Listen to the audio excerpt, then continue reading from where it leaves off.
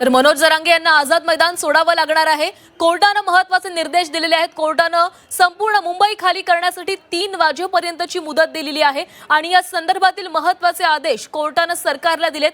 त्यामुळे काय नेमक्या उपाययोजना केल्या जातात, कशा प्रकारे मराठा आंदोलकांना मुंबईमधून बाहेर काढले जाते, बाहेर जाण्याचं सांगितलं जातं हे पाहावं लागणार आहे।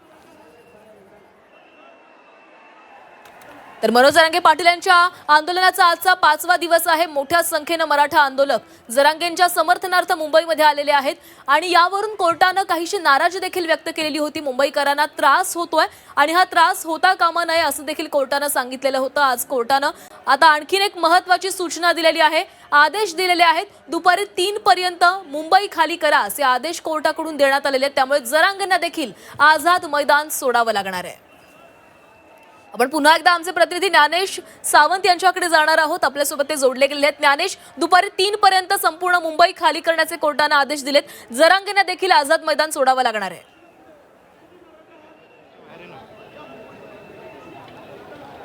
मराठ्यांना आरक्षण मिळेपर्यंत मुंबई सोडणार नाही, आझाद मैदानातून माघार घेणार नाही अशी हाक देऊन आझाद मैदानामध्ये ठिय्या मांडलेले आंदोलनकर्ते आणि सरकारमध्ये जो काही संघर्ष सुरू आहे या संघर्षामध्ये हायकोर्ट आता आक्रमक होण्याची चिन्ह आहेत आणि तशी पावलं आता हायकोर्टाने उचललेली आहेत।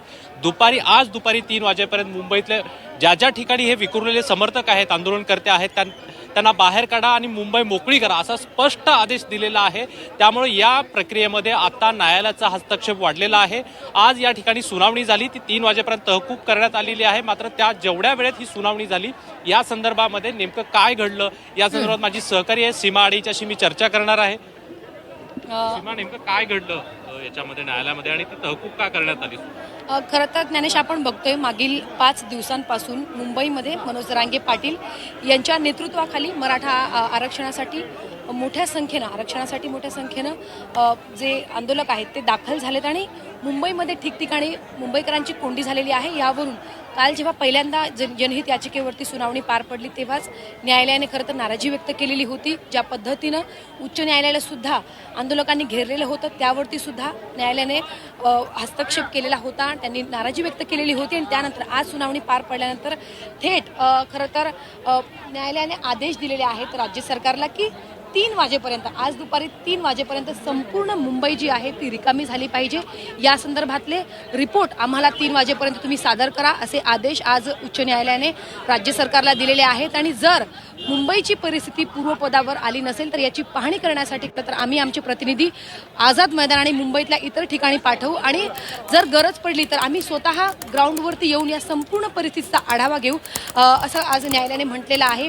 खरं तर सुरुवातीला सर्वात आधी न्यायालयाने जो प्रश्न विचारला तो म्हणजे मनोज जरांगे पाटील यांचे वकील माने यांना त्यांना असं म्हटलं की फक्त 5,000 आंदोलकांसाठी खरं तर परवानगी दिलेली होती मुंबई पोलिसांनी, फक्त 5,000च लोक मुंबईत यावी यासाठी तुमच्याकडनं काय उपाययोजना केल्या गेल्या असं त्यांनी पहिला प्रश्न विचारला।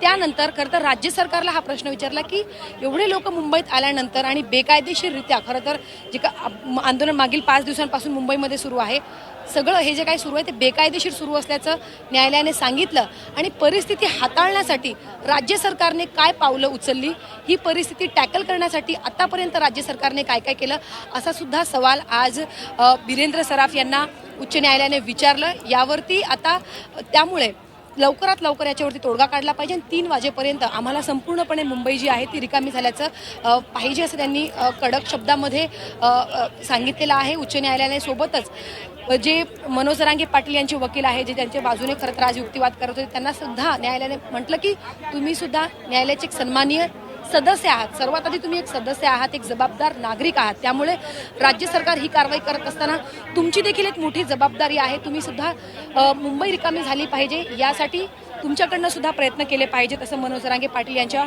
वकिलांना न्यायालयाने म्हटलं। सोबतच मोठ्या संख्येनं वाहनं मुंबईमध्ये दाखल झालेली आहेत। खरं तर 5 पेक्षा जास्त वाहनं मुंबईमध्ये येऊ नये असं अटी शर्तींमध्ये सांगण्यात आलेलं होतं, मात्र तरीसुद्धा मोठ्या संख्येनं मुंबईमध्ये वाहनं दाखल झाली आणि त्यानंतर ठिकठिकाणी वाहतूक कोंडी झाली, नाहक त्रास मुंबईकरांना झाला। या संपूर्ण वाहनांची माहिती राज्य सरकारकडनं न्यायालयाने मागितलेली आहे। वाहनांची संपूर्ण माहिती राज्य सरकारने मागितलेली आहे। त्यामुळे आता याबाबतची कधीपर्यंत माहिती न्यायालयापर्यंत पोहोचणार हे पाहणं महत्त्वाचं असणार आहे। मात्र सध्याची जी परिस्थिती आहे, मनोज जरांगे पाटील यांची अशी भूमिका होती की जोपर्यंत GR काढला जाणार नाही, जोपर्यंत आमच्या मागण्या पूर्ण होणार नाही, तोपर्यंत आम्ही काही मुंबई सोडणार नाही। मात्र असं असताना आता थेट उच्च न्यायालयाने या संपूर्ण परिस्थितीवरती आता हाताळण्यासाठी, मुंबई पूर्वपदावरती आणण्यासाठी स्वतः आता न्यायालयाने हस्तक्षेप केलेला आहे आणि न्यायालयाने स्वतः म्हटलं की जर 3 वाजेपर्यंत मुंबई रिकामी झाली नाही तर आम्ही स्वतः ग्राउंडवरती उतरू आणि संपूर्ण परिस्थितीचा आढावा घेऊ। त्यामुळे आता नक्की 3 नंतर मुंबई रिकामी होते का, राज्य सरकार काय रिपोर्ट देणार हे पाहणं महत्त्वाचं असेल। एक सगळ्यात महत्त्वाचा प्रश्न आहे, काही मिनिटांच्या सुनावणीमध्ये हायकोर्टाने असंही म्हटलेलं आहे की रस्त्यांवर पोलीस दिसत आहेत, पेट्रोलिंग कुठेही दिसलेलं नाही। हा एक सगळ्यात महत्त्वाचा मुद्दा आहे, त्याचा काय उद्देश होता त्याचा? खरं तर न्यायालयाने असं म्हटलं की मी जेव्हा म्हणजे एअरपोर्टवरून इथे येईपर्यंत कुठेही पेट्रोलिंगची परिस्थिती आम्हाला कुठेही दिसलेली नाही। मुंबईमध्ये पोलीस कुठेतरी आम्हाला दिसत नाही, यावरून सुद्धा न्यायालयाने खरं तर नाराजी जी आहे ती व्यक्त केलेली आहे। यावरून सुद्धा म्हणजे एकीकडे आंदोलकांची संख्या वाढलेली असताना सरकार कुठे कुठे कशा पद्धतीने प्रयत्न करतात हे आम्हाला कुठेही दिसत नाही, असंही युक्तिवादामध्ये आणि आदेश देत असताना न्यायालयाने म्हटलेलं आहे। त्यामुळे आता 3 नंतरची परिस्थिती राज्य सरकारकडनं काय काय नक्की रिपोर्ट आणि कशा पद्धतीनं राज्य सरकार आता संपूर्ण पर्यंत परिस्थिती हाताळणार हे पाहणं महत्त्वाचं असणार आहे। कारण आतापर्यंत करता असं म्हणायला वावगं ठरणार नाही की सरकारचे किंवा पोलिसांचे हात हे बांधले गेलेले होते। आपण बघितलं की जिथे जिथे मराठा आंदोलक गेले, जिथे जिथे ते रस्त्यांवरती बसले, पोलीस त्यांना वारंवार आवाहन करत होते, त्यांच्यावरती कुठे कडक कारवाई जी आहे ती करण्यात येत नव्हती। आता न्यायालयाने हस्तक्षेप केल्यामुळे, स्वतः न्यायालयाने आता आदेश दिल्यामुळे आता सरकारला आणि पोलिसांना आता कारवाई खरं तर करता येणार आहे। आता यावर मनोज जरांगे पाटील आणि त्यांच्या आंदोलकांची काय भूमिका असेल हे सुद्धा पाहणं महत्त्वाचं असणार आहे। त्याआधी सगळ्यात महत्त्वाचा प्रश्न असा आहे की यावर सगळ्यावर काय युक्तिवाद केलाय वकिलांनी, जरांगे पाटलांच्या वकिलांनी काय युक्तिवाद केलाय?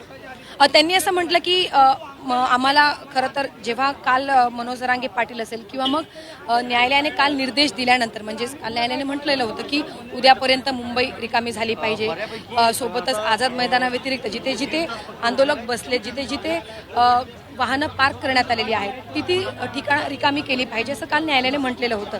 त्यानंतर मनोज जरांगे पाटील यांच्या वकिलांचं असं म्हणणं आहे की कोर्टाच्या आदेशानंतर काही जी लोक होती ती परतायला सुरुवात झालेली होती, आपापल्या भागात जात होती असं त्यांनी म्हटलेलं आहे। मात्र संख्या तर आपल्याला कुठेही कमी होताना दिसत नव्हती। त्यांनी असंही म्हटलं की वाहनांची संख्याही कुठेतरी कमी होतीये, सोबत फक्त अन्नधान्य पुरवणाऱ्या ज्या गाड्या आहेत, जे ट्रक आहेत तेच मुंबईमध्ये येत आहेत। काल न्यायालयाने असं म्हटलेलं होतं की नवीन जे आंदोलक मुंबईमध्ये येत आहेत त्यांना मुंबईच्या वेशीवरच थांबा, म्हणजे पुढे येऊ देऊ नका असं काल न्यायालयाने म्हटलेलं होतं। त्यावरती मनोज जरांगे पाटील यांच्या वकिलांनी असं म्हटलं की लोक कालपासनं आपापल्या भागात परतायला सुरुवात झालेली आहे अशी माहिती त्यांनी कोर्टाला दिली। आता खरं तर 3 नंतर युक्तिवाद खरं तर अजूनही बाकी आहे। 3 वाजेपर्यंत सुनावणी तहकूब केलेली आहे। कोर्टाने सांगितले की आम्हाला मुंबई खरं तर रिकामी करून पाहिजे, मग तुम्ही ती कारवाई करा, आम्ही तुम्हाला आदेश दिलेत आणि रिपोर्ट आम्हाला 3 वाजेपर्यंत द्या। त्यामुळे आता बघणं महत्त्वाचं। या सुनावणी दरम्यान सगळ्यात एक महत्त्वाची बाब घडते की सुनावणी होऊन काही मिनिटं झाले नाही तोपर्यंत आणि त्या काही क्षणांमध्ये मराठा आंदोलक आक्रमक झालेले आहेत। सरकार हायकोर्टाच्या आडून हे आंदोलन दडपण्याचा प्रयत्न करते येऊ शकते का, आणि प्रत्यक्षात खरंच यांना मुंबई बाहेर काढलं जाऊ शकतं का आणि मुंबई मोकळी होऊ शकते? अर्थात जर कोर्टाने म्हटलंय की तुम्हाला 3 वाजेपर्यंत मुंबई रिकामी करायची आहे, याला कारणही तसं आहे कारण आपल्याला माहिती आहे की मुंबई पोलिसांनी आज सकाळीच मनोज जरांगे पाटील यांना नोटीस दिलेली आहे आणि आज आंदोलन करण्याची तुम्हाला परवानगी नाही असंही मुंबई पोलिसांनी आपल्या नोटिसात म्हटलेलं आहे। याबाबतची माहिती आज सरकारी वकील बिरेंद्र सराफ यांनी कोर्टामध्ये दिलेली आहे की आज आंदोलन करण्याची परवानगी मनोज जरांगे पाटील यांना नाही। म्हणजे परवानगी नसताना तुम्ही एवढ्या मोठ्या संख्येनं आझाद मैदान किंवा मग इतर ठिकाणी आंदोलन करू शकत नाही, हे तर कोर्टाच्या पटलावर आलं, कोर्टाच्या समोर आलं। बिरेंद्र सराफ यांनी उच्च न्यायालयाला याबाबतची माहिती सुद्धा दिली। आता एकदा कोर्टाचे आदेश आल्यानंतर कोर्टाच्या आदेशाचे खरं तर आतापर्यंत पालन होत नाही, ज्या सूचना दिल्या त्या सूचनांचं पालन होत नाही म्हणून कोर्टाने काल सुद्धा नाराजी व्यक्त केली, आजही नाराजी व्यक्त केली। आता थेट आदेश दिल्यानंतर खरं तर पोलिसांना सरकारला कारवाई करावीच लागणार आहे। आता राज्य सरकार मनोज जरांगे पाटील यांना नक्की काय सूचना देतात? तर मनोज जरांगे पाटील यांनी जर सूचना दिल्या आंदोलकांना